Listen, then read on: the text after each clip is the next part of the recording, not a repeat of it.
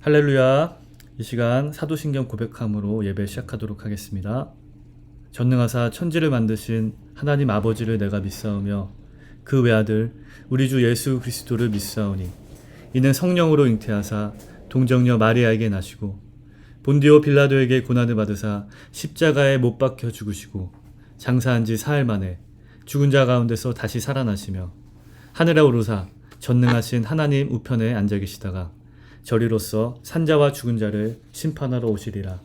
성령을 믿사오며 거룩한 공예와 성도가 서로 교통하는 것과 죄를 사하여 주시는 것과 몸이 다시 사는 것과 영원히 사는 것을 믿사옵나이다. 아멘. 여러분 혹시 바닷가에서 모래놀이를 한 적 있나요? 바닷가의 모래는 살짝 젖어 있어서 여러 가지 모양을 만들 수 있습니다. 이 모래로 산도 만들 수 있고요. 자동차나 집이나 성도 쌓을 수가 있습니다. 근데 가끔 인터넷에 보면요. 정말 아름다운 예술 작품과 같은 모래성들을 만든 것을 볼 수가 있어요. 어때요? 이걸 모래로 만들었다는 것 너무 놀랍지 않아요? 지붕과 벽돌 하나하나의 모습이 정말 실제 건축물의 모습처럼 보입니다. 우리는 이런 작품들을 보면요. 이런 생각을 할 수 있어요. 와, 대단하다. 모래로 저렇게 만들다니. 그리고 와, 저거 만든 사람 도대체 몇 시간이나 걸렸을까? 얼마나 많은 노력과 공을 들였을까? 이 얼마나 많은 노력과 공을 들였겠습니까? 그런데요, 우리는 또한 이것 또한 잘 알고 있습니다. 저 모래 뒤에 파도가 들이닥친다면 어떻게 될까? 정말 파도가 거센 날에, 태풍이 와서 바닷물이 거세게 밀려드는 날에는 저 아름다운 모래성이 어떻게 될까? 어떻게 될까요? 너무나 쉽게 무너질 겁니다. 흔적도 없이 사라질 거라는 것 우리는 이미 다 알고 있습니다. 아무리 잘 만들었다고 해도 모래로 지은 집에 살 사람이 있을까요? 아마 없을 거예요. 언제 무너질지 몰라서 불안해서 잠도 자지 못할 겁니다. 오늘 성경 말씀에서는요, 이 모래성과 같이 너무도 쉽게 무너질 수 있는 것에 대해서 말하고 있습니다. 도대체 무엇이 이처럼 쉽게 무너질 수 있을까요? 오늘 기드온의 마지막 이야기를 함께 살펴보도록 하겠습니다. 지난주에 기드온은요, 하나님께서 주신 용기와 지혜로 미디안 13만 대군을 물리쳤어요. 기드온과 300용사가 나팔을 불며 항아리를 깨트리고 횃불을 들고 돌진하자 미디안 군사들은 큰 혼란에 빠졌고 자기들끼리 서로 싸우기 시작했고 결국 크게 패배해 멀리 도망가게 되었어요. 기드온과 함께 있던 300명의 용사는 매우 힘들고 지쳤지만 끝까지 적을 추격하기 시작했어요. 요단강을 건너 숫곳이라는 곳에 이르렀을 때 기드온은 숫곳 사람들에게 이렇게 부탁을 했습니다. 기드온이 숫곳 사람들에게 말했습니다. 부탁입니다. 제 용사들에게 빵 덩어리를 좀 주십시오. 그들이 지쳐있고 제가 미디안의 왕인 세바와 살문나를 추격하고 있는 중입니다. 그런데요, 숫곳 사람들은 이를 거절하며 이렇게 말하는 겁니다. 그러나 숫곳의 지도자들이 말했습니다. 지금 세바와 살문나의 손이 지금 당신 손 안에 있기라도 합니까? 왜 우리가 당신의 군대에게 빵을 줘야 합니까? 숫곳은요, 이방 사람들이 아닙니다. 같은 이스라엘 사람들이었어요. 그런데 왜 이들은 기드온을 돕지 않았을까요? 지쳐있는 기드온과 300용사의 모습을 보니 어때요? 별로 믿음직스럽지가 않은 겁니다. 잘 못 싸울 것 같아요. 무엇보다도 이 300명의 숫자로 어떻게 그 미디안의 왕을 붙잡아 오겠다는지 전혀 믿을 수가 없었던 거예요. 오히려 이들을 도와줬다가 나중에 미디안에게 더 해코지를 당할 것 같아 매몰차게 거절해버립니다. 그들의 이런 반응에 기드온이 분노해서 이렇게 말해요. 그러자 기드온이 말했습니다. 그러면 여호와께서 세바와 살문나를 내 손에 주실 때 내가 들가시와 찔레로 당신들의 몸을 찢어버리겠소. 좀 무섭죠?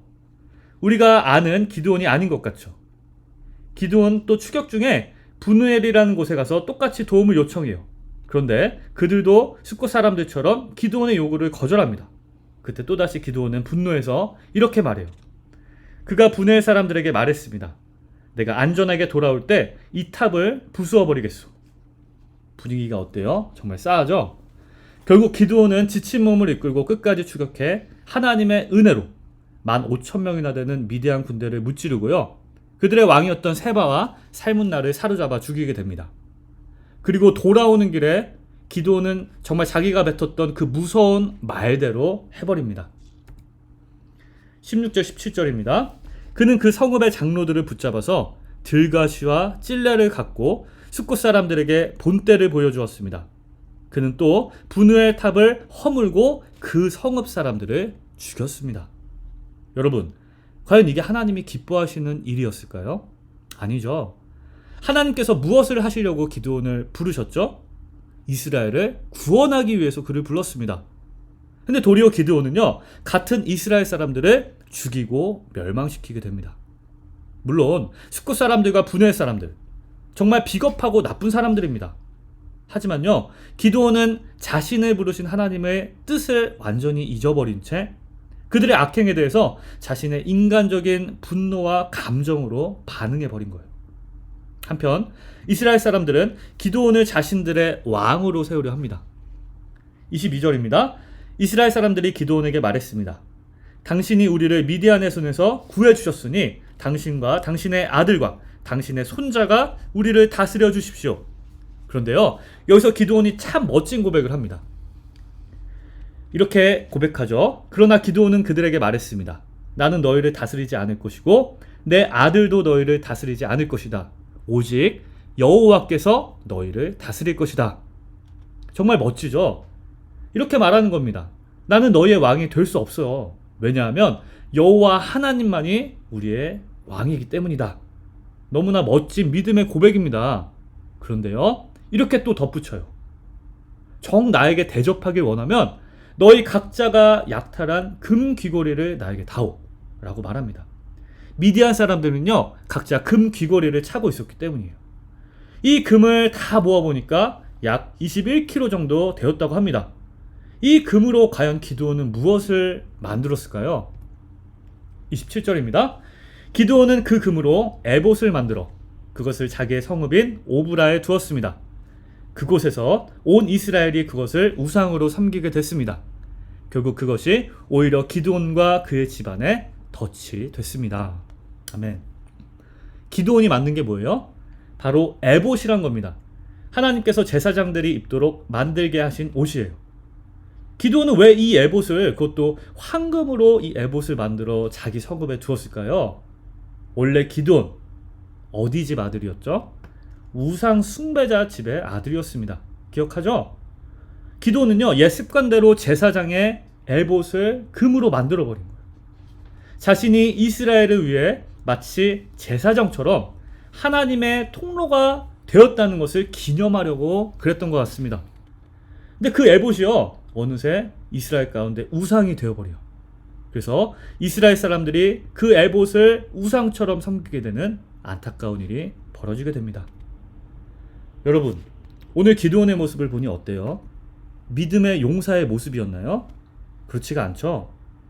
하나님의 뜻대로 겸손하게 행하는 것이 아니라 자기의 감정대로, 분노대로 복수해버리고요, 또 자기 옛 습관대로 우상을 만들어버립니다. 기드온은요, 마치 하나님의 대단한 용사로 선 것만 같았습니다. 그런데 어때요? 한순간에 무너져 버립니다. 그래서요, 성경은 우리에게 끊임없이 이렇게 경고하고 있습니다. 오늘의 말씀입니다. 그러므로 선줄로 생각하는 사람은 넘어지지 않도록 조심하십시오. 기드온, 누구 때문에 용사로 세워졌죠? 하나님 때문입니다. 하나님께서요, 겁쟁이였던 기드온을 부르시고 한 걸음 한 걸음 믿음으로 세워가시고 결국 13만 미디안 대군을 무너뜨리는 놀라운 용사의 모습으로 만들어 가셨습니다. 그런데요, 거기에 하나님이 빠져버리니 어떻게 되죠? 자기 생각으로 돌아가 버리니 기드온 한순간에 무너져 버립니다. 이스라엘을 구원해야 할 자가 오히려 동족을 멸망시키는 자가 되었고요, 또 이스라엘의 우상을 무너뜨려야 할 여룻바벨로 부르심 받았던 기드온이 오히려 백성들이 우상을 섬기도록 만들어 버립니다.